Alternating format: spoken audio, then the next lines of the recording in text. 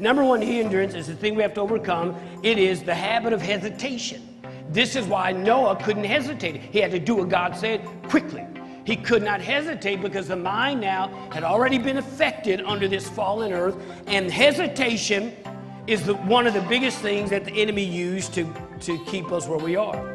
And let me explain how hesitation works and how the enemy uses it. Let's say that you're sitting in a classroom, like it may be in church or you're in class or at a seminar or at a business meeting or wherever, and all of a sudden the person is talking stops and says, does anybody have anything you want to add, or does anybody have a question? And in your mind, throughout the whole talk, you're thinking, oh, I do want to add something, or I do have a question.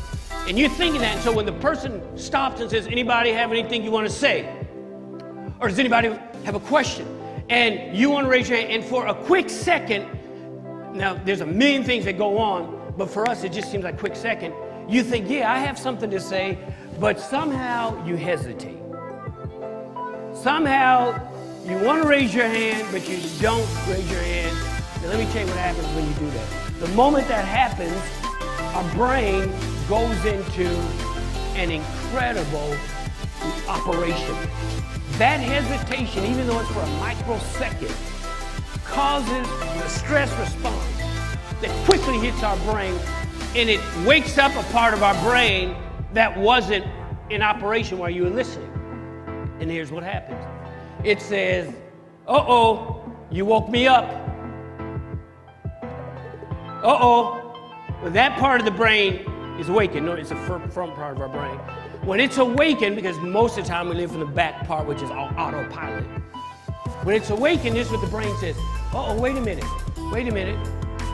They're hesitating to raise their hand. They're hesitating to ask that question. They're hesitating to say, I do have something to say. So the brain says, they didn't hesitate when they put the shoes on this morning. They didn't hesitate when they brushed their teeth. They didn't hesitate when they ate their breakfast. But now they're hesitating.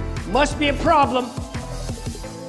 And so your brain now goes into this complete protective mode because it wants to protect us. And all of a sudden, it starts doing things like, the number one thing it does is it gives this exaggeration of things.